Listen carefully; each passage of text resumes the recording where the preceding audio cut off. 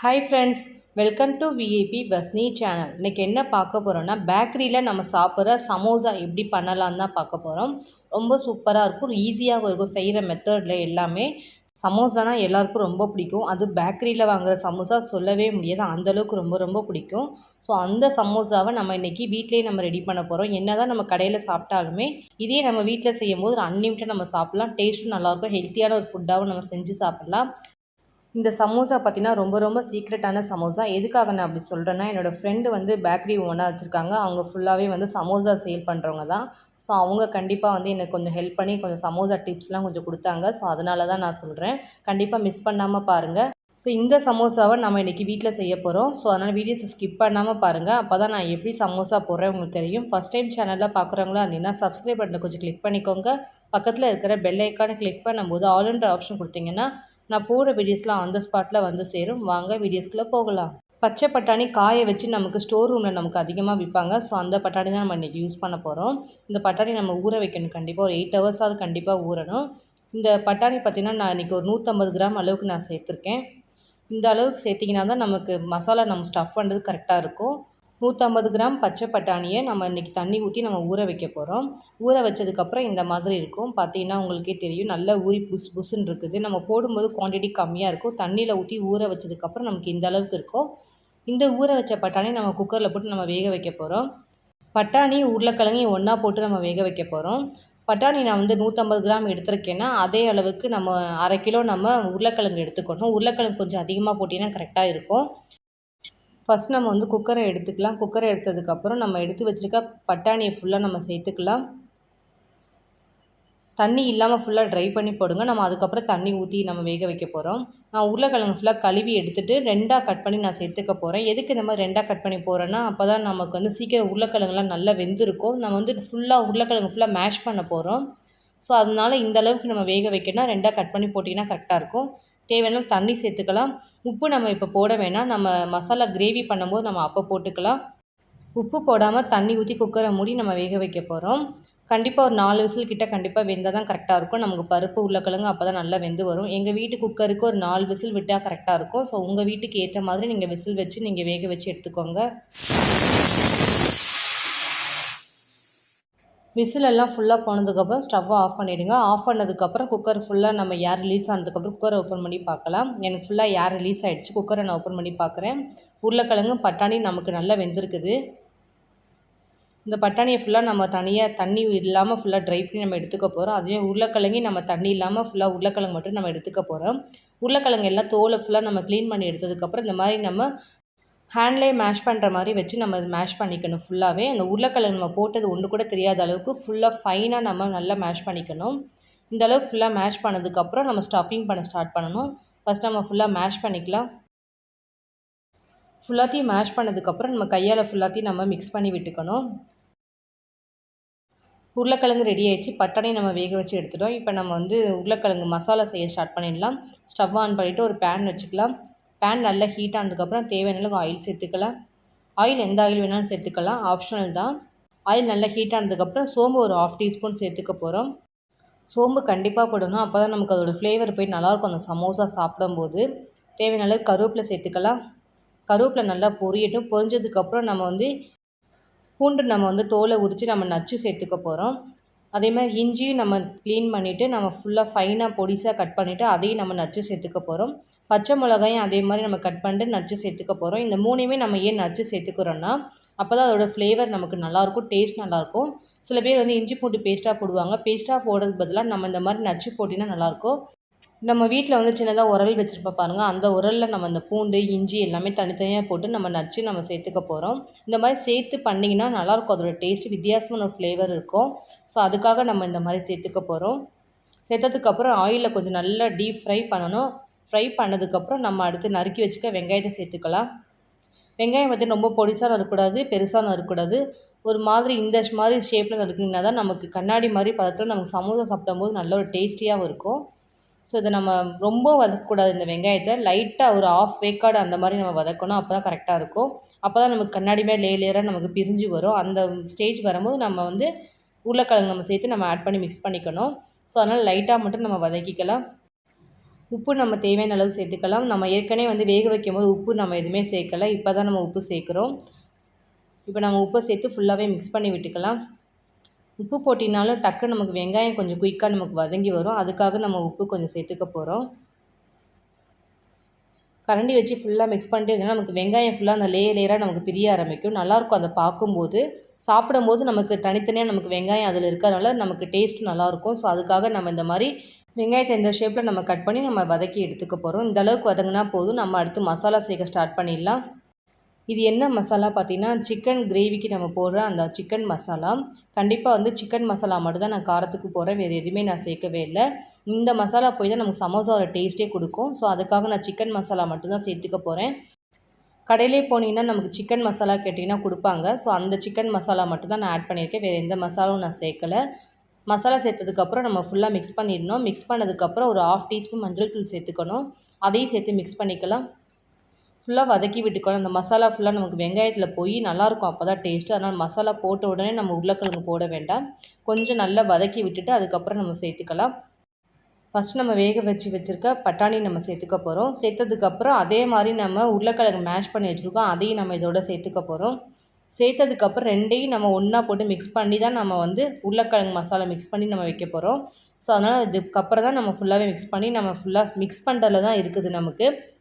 So நல்லா ஃபுல்லாக mix பண்ண அந்த மசாலா அந்த உருளைக்கிழங்கு அந்த பட்டாணியில் போய் நல்ல ஒரு மிக்சிங் ஆகி அப்போ தான் நல்லாயிருக்கும் நமக்கு சமோசா சாப்பிடும்போது. இந்த மாதிரி ஃபுல்லாக மேஷ் ஆகிற வரைக்கும் மிக்ஸ் பண்ணணும்.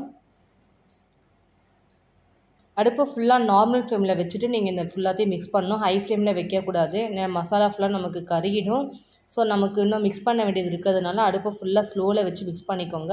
ஸ்லோவில் வச்சு மிக்ஸ் பண்ணதுக்கப்புறம் 2 நிமிஷம் கிட்ட நம்ம இந்த மாதிரி வதக்கணும். வதக்குனதுக்கப்புறம் நம்ம கொத்தமல்லி தழை தூவி நம்ம இறக்கிட வேண்டியது தான். 2 நிமிஷம் கிட்ட ஆயிடுச்சு நான் வதக்கி. அதனால் லைட்டாக கொத்தமல்லி தழை தூவி நான் அடுப்பை ஆஃப் பண்ணிடுறேன். சமோசா வைக்கிறதுக்கு நமக்கு ஸ்டஃபிங் ரெடி ஆகிடுச்சு. இப்போ நம்ம வந்து சமோசா திரட்ட வேண்டியது தான். இந்த சமோசா பார்த்திங்கன்னா ரொம்ப ரொம்ப சீக்ரெட்டான சமோசா. இது வந்து என்னோடய ஃப்ரெண்டு வந்து பேக்கரியில் ஒர்க் பண்ணிகிட்ருக்காங்க. ஸோ அவங்கக்கிட்ட நான் வந்து எப்படி மெனு அப்படின்னு சொல்லி நான் கேட்டுட்டு நான் உங்களுக்காக நான் வீடியோஸ் போட்டிருக்கேன். அதுவும் நான் சாப்பிட்டு பார்க்கும்போது சொல்லவே முடியாது. அந்தளவுக்கு டேஸ்ட்டு சூப்பராக இருந்துச்சு. இப்போ நம்ம வந்து சமோசா போடுறதுக்கு மாவு எடுத்து நம்ம ரெடி பண்ணிக்கலாம். 1/2 கிலோ அளவுக்கு நான் மைதா மாவு எடுத்திருக்கேன். ஸோ இந்த மைதா மாவில் தான் நம்ம இன்றைக்கி சமோசா போட போகிறோம். கண்டிப்பாக 1/2 கிலோ மாவு எடுத்திங்கன்னா தான் நமக்கு போட்ட குவான்டிட்டி நமக்கு கரெக்டாக இருக்கும். ஸோ அதனால் 1/2 கிலோ மாவுக்கு அந்த ஸ்டஃபிங் கரெக்டாக இருக்கும். அதனால நான் வந்து 1/2 கிலோ மாவு இன்றைக்கி நான் மைதா மாவு எடுத்திருக்கேன். ஸோ 1/2 கிலோ மாவு நம்ம ஃபஸ்ட்டு ஒரு பவுலில் போட்டுக்கலாம். போட்டதுக்கப்புறம் ஃபஸ்ட்டு நம்ம மாவு பிசையணும். அதனால் நம்ம ஒரு பவுலில் மாற்றிக்கிறோம். நடுவில் வந்து லைட்டாக குழி மாதிரி பறிச்சுக்கலாம். எதுக்காகனா நமக்கு உப்பு இந்த மாதிரி உள்ளே போடுறதுக்காக, வேறு ஒன்றும் இல்லை. தேவையான அளவுக்கு ஒரு 1/2 டீஸ்பூன் உப்பு சேர்த்துக்கலாம். நான் டால்டா கொஞ்சம் மெல்ட் பண்ணி நான் சேர்த்துருக்கேன். எதுக்காக சேர்த்துருக்கேன்னா அப்போ தான் நம்ம சமோசா பண்ணும்போது நல்லாயிருக்கும் டேஸ்ட்டு. ஷைனிங்கான ஒரு ஃப்ளேவர் நமக்கு இருக்கும். பார்க்கும்போது நல்லாயிருக்கும். ஸோ அதுக்காக நான் சேர்த்துருக்கேன். தண்ணி ஊற்றி நம்ம மிக்ஸ் பண்ணி பிசைய வேண்டியது தான். இதில் வந்து உங்களுக்கு தேவைன்னா நீங்கள் வந்து ஓமமும் சீரகமும் நீங்கள் சேர்த்துக்கலாம். நான் எதுவுமே சேர்க்கலை. என்னோடய ஹிட்ஸுக்கு வந்து அந்த ஃப்ளேவர் பிடிக்காது. ஸோ அதனால் நான் அதை கொஞ்சம் அவாய்ட் பண்ணிக்கிட்டேன். உங்களுக்கு தேவைன்னா நீங்கள் அதை கண்டிப்பாக சேர்க்கணும்னாலும் சேர்த்துக்கலாம். ஆப்ஷனல் தான் அது. ஃப்ளேவருக்காக தான் நம்ம அந்த இதை போடுறோம். இப்போ நம்ம தண்ணி ஊற்றி ஃபுல்லாக மிக்ஸ் பண்ணி விட்டுக்கணும். நம்ம சப்பாத்தி மாவு எப்படி நம்ம ஆஸ் யூஷுவல் பிசைவோமோ அதே மாதிரி ஃபுல்லாக கையை வச்சு ஃபுல்லாக மிக்ஸ் பண்ணி நம்ம மாவு பிசைஞ்சு எடுத்துக்க போகிறோம். கண்டிப்பாக லூஸாக பிசையக்கூடாது. நல்லா டைட்டாக பிசைங்க. அப்போ தான் நமக்கு சமோசா போடும்போது நமக்கு மடிப்பு நல்ல ஒரு ஈஸியான கன்சிஸ்டன்சியே நமக்கு வரும். இல்லைனா நீங்கள் லூஸாக பிசைஞ்சிங்கன்னா நமக்கு மடிப்பு கொஞ்சம் வராது. லூஸியாக ஆகிடும். கொஞ்சம் போடவும் கொஞ்சம் கஷ்டமாக இருக்கும். ஸோ அதனால் மாவை வந்து கொஞ்சம் டைட்டாக பிசைஞ்சிட்டிங்கன்னா உங்களுக்கு ஈஸியாக இருக்கும். இந்த அளவுக்கு நம்ம வச்சுருக்க மைதா மாவு ஃபுல்லாக மிக்ஸ் பண்ணி நல்லா பிசைஞ்சிக்கணும். நல்ல சாஃப்ட்னஸாகவும் இருக்கும். நம்ம பிசையும் போது நல்லா அடிச்சு நல்லா பிசைஞ்சின்னா நல்லா சாஃப்டாகிடும். பிசைஞ்சதுக்கப்புறம் நம்ம வெள்ளை கலர் துணியை நம்ம வந்து பண்ணி நம்ம அந்த மைதா மாவு மேலே நம்ம ஃபுல்லாக மூடி வச்சிடணும். எதுக்காக அப்படி மூடுறோன்னா மாவு நமக்கு ட்ரை ஆகாமல் இருக்கும். அந்த ரீசனுக்காக தான் நம்ம இந்த மாதிரி மூடி வைக்கிறோம். கண்டிப்பாக 1/2 அன் ஹவருக்காவது மாவு ஊறணும். அப்போ தான் நமக்கு சமோசா வந்து நல்ல சாஃப்ட்னஸோடு இருக்கும். 1/2 அன் ஹவர் கிட்ட ஆகிடுச்சு. நம்ம துணியை ஓப்பன் பண்ணி பார்க்கலாம். திரும்பி நம்ம அந்த மாவை லைட்டாக பிசைஞ்சிட்டு நம்ம வந்து மாவு வந்து ஃபுல்லாக பிசைஞ்சதுக்கப்புறம் நம்ம 2 கையால் கட்டை விரலும் அதுக்கப்புறம் இருக்கிற ஃபிங்கராலையும் மாவை நல்லா அழுத்தம் கொடுத்து பலூன் மாதிரி நம்ம ஃபுல்லாக பிரித்து நம்ம எடுக்க போகிறோம். உங்களுக்கு நான் பண்ணி காமிக்கிறேன் பாருங்கள் கொஞ்சம். இந்த மாதிரி 2 கையால் ஃபுல்லாக அழுத்தம் கொடுத்தோன்னா நமக்கு புஸ்ஸுன்னு பலூன் மாதிரி வரும். இதை அப்படியே நம்ம மாவை அப்படியே பிரித்து நம்ம எடுத்துக்க போகிறோம். இதே மாதிரி மீதி இருக்கிற நம்ம எல்லா மாவையும் இதே மாதிரி பிரித்து நம்ம ரவுண்ட் பாலாக நம்ம எடுத்துக்க போகிறோம். இந்த டிவைட் பண்ணுற மாவில் தான் நம்ம கரெக்டாக நம்ம ஈக்குவலாக நம்ம சமோசா நம்ம போட்டு எடுக்க முடியும். அதனால் நம்ம ஈக்குவலாக டிவைட் பண்ணுறதுக்காக நம்ம இந்த மாதிரி நம்ம பிரித்து எடுக்கிறோம். இந்த மாதிரி நம்ம எல்லா மாவையும் ஈக்குவலாக பிரித்து நம்ம எடுத்து ஒரு பிளேட்டில் நம்ம எல்லாத்தையும் எடுத்து வச்சாச்சு. வச்சதுக்கப்புறம் நம்ம இந்த ஒவ்வொரு பாலையும் நம்ம 2ஆக டிவைட் பண்ணி தான் நம்ம சமோசா போட போகிறோம்.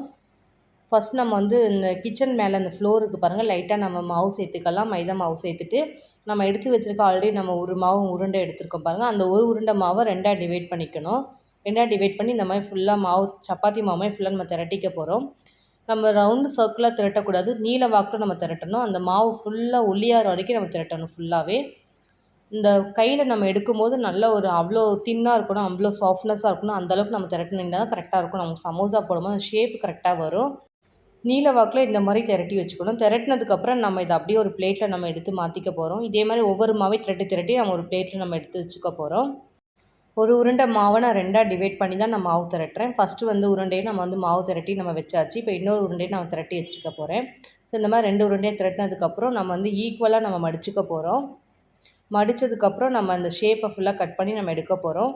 கட் பண்ணி எடுத்ததுக்கப்புறம் இதில் தான் நம்ம மசாலா ஃபுல்லாக ஸ்டஃப் பண்ண போகிறோம். இந்த சமோசா ஷேப்பில் தான் நம்ம எடுத்து இதில் பார்த்திங்கன்னா 4 தான் நமக்கு வரும். இதில் 4 சமோசா நம்ம பண்ணலாம். கண்டிப்பாக கொஞ்சம் ஒரு கிளாஸில் தண்ணி எடுத்துக்கோங்க. தண்ணி எதுக்காகனா இந்த கார்னரில் நம்ம தண்ணி தொட்டு ஃபுல்லாக நம்ம அப்ளை பண்ணதுக்கப்புறம் இந்த மசாலாவோட ஸ்டஃபிங்கை நம்ம தூக்கி அது உள்ளே நம்ம வச்சுட்டு அப்போ தான் நமக்கு அந்த தண்ணி தொட்டால் தான் நமக்கு கொஞ்சம் ஒட்டும் அந்த கார்னரில். அதுக்காக நம்ம தண்ணி சேர்க்குறோம். திரும்பி நம்ம அந்த தண்ணி எடுத்து அந்த முனியில் ஃபுல்லாக நம்ம ஸ்ப்ரெட் பண்ணிவிட்டு சமோசா உள்ளே கூடி இந்த மாதிரி மடித்து நீங்கள் எடுத்திங்கன்னா சமோசா ரெடி ஆகிடும். இந்த மாதிரி கையை வச்சு அழுத்தம் கொடுத்தீங்கன்னா நல்லா பிள்ளையார மாதிரி நம்ம அந்த சமோசா பிடிச்சி வச்சுக்கோன்னா அப்படியே இருக்கும் ஸ்ட்ராங்காகவே. இப்படியே ஆயிலில் போட்டு பொரிச்சு எடுக்க வேண்டியதான். இது மாதிரி மீதி இருக்கிற எல்லா மாவையும் ஸ்ப்ரெட் பண்ணி நான் எடுத்து வச்சுருக்கிட்டேன். இந்த சமோசாவோட ஷேப் வந்து நான் போடலை, என்னோடய ஃப்ரெண்டு வந்து போட்டாங்க. அவங்க ஆல்ரெடி வந்து சமோசா வந்து பேக்கரி ஷாப்பில் வச்சு அவங்க ரன் பண்ணிகிட்ருக்காங்க. நான் சொல்லியிருந்தேன் ஆல்ரெடி வந்து. இப்போ அவங்க தான் அதை சமோசாவோட ஷேப் மட்டும் எனக்கு போட்டு கொடுத்துட்ருக்காங்க. இதே மாதிரி மடித்து அந்த நம்ம வச்சுருக்க ஸ்டஃபிங் அது உள்ளே நம்ம போட்டுட்டு தண்ணி வச்சு நம்ம ஃபுல்லாக ஸ்ப்ரெட் பண்ணிவிட்டு இதை நம்ம அப்படியே அழுத்தம் கொடுத்து க்ளோஸ் பண்ணிட வேண்டியதான். ரொம்ப ஈஸியாக இருந்துச்சு அவங்க பண்ணும்போது. ஸோ இந்த மாதிரி அப்படியே பிடிச்சி வச்சிங்கன்னா நமக்கு அப்படியே சமோசா ஃபுல்லாகவே இந்த மாதிரி ரெடி பண்ணிக்க போகிறோம். ஒவ்வொரு சமோசாவும் இதே மாதிரி நம்ம எடுத்து நம்ம வச்சுக்க போகிறோம். சமோசா போடுறதுக்கு ஃபஸ்ட்டு எண்ணெய் காயணும். அதனால் நம்ம ஸ்டவ்வை ஆன் பண்ணி ஃபஸ்ட்டு கடாயை அடுப்பில் வச்சிடலாம். வச்சதுக்கப்புறம் நம்ம தேவையான அளவுக்கு ஆயில் சேர்த்துக்கலாம். நான் இன்றைக்கி கடலெண்ணெய் தான் ஊற்றி நான் ஆயில் சேர்க்குறேன். கொஞ்சம் நிறையவே சேர்த்துக்கலாம். அப்போ தான் நமக்கு ஃபுல்லாக சமோசா போட்டு பொரிச்சு எடுக்கிறது கொஞ்சம் ஈஸியாக இருக்கும். எண்ணெய் காய்கிறதுக்குள்ளே சமோசா ஃபுல்லாக நம்ம ரெடி பண்ணியாச்சு. இப்போ எண்ணெய் காஞ்சதுக்கப்புறம் ஃபுல்லாகவே நம்ம ஒன்று ஒன்றா போட்டு நம்ம ஆயிலில் போட்டு பொரிச்சு எடுக்க வேண்டியது தான்.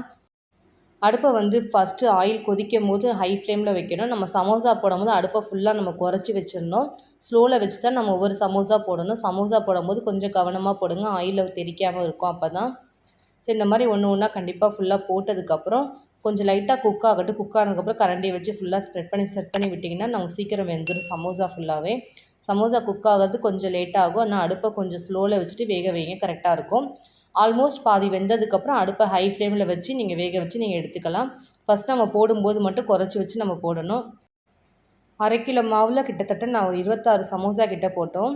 கடையில் நம்ம வாங்கினா நம்ம இந்த அளவுக்கு நம்ம செய்யவும் முடியாது, சாப்பிடவும் முடியாது. அதுவும் ஹெல்த்தியான நல்ல ஒரு டேஸ்டியான சமோசா நம்ம வீட்டிலே செஞ்சு சாப்பிட்லாம்.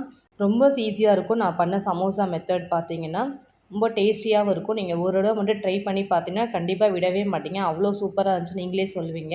என்னோடய ஃப்ரெண்டு வந்து ஓனாக பேக்கரி ஷாப்பில் வச்சுருந்ததுனால ஸோ அந்த சமோசாவோட சீக்ரெட் எனக்கு கொஞ்சம் சொன்னாங்க. அதனால டேஸ்ட் நல்லாயிருக்கும்னு நானும் சொல்கிறேன். இந்த மெத்தடில் செஞ்சு பாருங்கள், சொல்லவே முடியாத டேஸ்ட்டு அந்தளவுக்கு இருக்கும். சமோசா கொஞ்சம் ஆல்மோஸ்ட் குக் ஆனதுக்கப்புறம் அடுப்பை ஹை ஃப்ளேமில் வச்சு குக் பண்ணினா தான் இந்த கலர் நமக்கு வரும். சமோசா வந்து ஃப்ரை ஆகும்போது லைட்டாக ஒரு ஷைனிங்லாம் வரும்னு சொன்னேன். அந்த ஷைனிங் வந்து எப்படி வரும்னா நம்ம போட்டுக்க டால்டாவில் தான் நமக்கு வர்றது. ஸோ அதுக்காக தான் நமக்கு கொஞ்சம் டால்டா சேர்த்தோம். ரொம்ப சேர்க்க வேணாம், சும்மா லைட்டாக ஒரு 3 ஸ்பூன் அளவுக்கு நம்ம காய்ச்சி நம்ம சேர்த்துக்கிட்டால் போதும். சமோசா ஃபுல்லாக நமக்கு குக் ஆகிடுச்சு ஆல்மோஸ்ட். இப்போ நம்ம ஒரு பிளேட்டில் நம்ம எல்லாத்தையும் எடுத்து மாற்றிக்க வேண்டியதுதான். அவ்வளோதாங்க சமோசா. ரொம்ப ஈஸியான மெத்தடில் நம்ம இன்றைக்கி சமோசா செஞ்சு காமிச்சிருக்கேன். அப்படியே சாஸ் தொட்டு சாப்பிடும்போது சொல்லவே முடியாது. செஞ்ச சமோசாவை சாஸ் தொட்டு சாப்பிட்டு பார்ப்பேன் எப்படி இருக்குதுன்னு நான் உங்களுக்கு காமிக்கிறேன். அப்படியே சாஸில் தொட்டு எடுத்து சாப்பிட்டு பார்த்தா சொல்லவே முடியாது, அந்தளவுக்கு டேஸ்ட்டாக இருந்துச்சு. நான் உங்களுக்கு பிச்சு காமிக்கிறேன் பாருங்கள் சமோசா எப்படி குக் ஆகிருக்குதுன்னு. இந்த அளவுக்கு நல்லா சூப்பராக வெந்துருந்துச்சு. நமக்கு அந்த போட்ட நம்ம மசாலா ஸ்டஃபிங் எல்லாம் சான்ஸே இல்லை, அவ்வளோ டேஸ்ட்டாக இருந்துச்சு. இஞ்சியும் நம்ம பூண்டையும் நச்சு போட்டதுனால டேஸ்ட் இன்னும் சூப்பராக இருந்துச்சு. இன்றைக்கி என்னோடய ஸ்டைலில் உங்களுக்கு நான் பேக்கரியில் எப்படி செய்வாங்களோ சீக்ரெட்டான உங்களுக்கு நான் சமோசா எப்படி செய்யலான்னு செஞ்சு காமிச்சிருக்கேன். இதே மாதிரி நீங்களும் உங்கள் வீட்டில் ட்ரை பண்ணி பாருங்கள். ட்ரை பண்ணி பார்த்துட்டு டேஸ்ட் எப்படி இருந்துச்சுன்னு கண்டிப்பாக கமெண்ட் செக்ஷனில் சொல்லுங்கள். என்னோடய வீடியோஸ் உங்களுக்கு பிடிச்சிருந்துச்சுன்னா லைக் பண்ணுங்கள், ஷேர் பண்ணுங்கள், கமெண்ட் பண்ணுங்கள், சப்ஸ்கிரைப் பண்ணுங்கள். பக்கத்தில் இருக்கிற பெல் ஐக்கானை கிளிக் பண்ணிவிடுங்க. Thank you friends.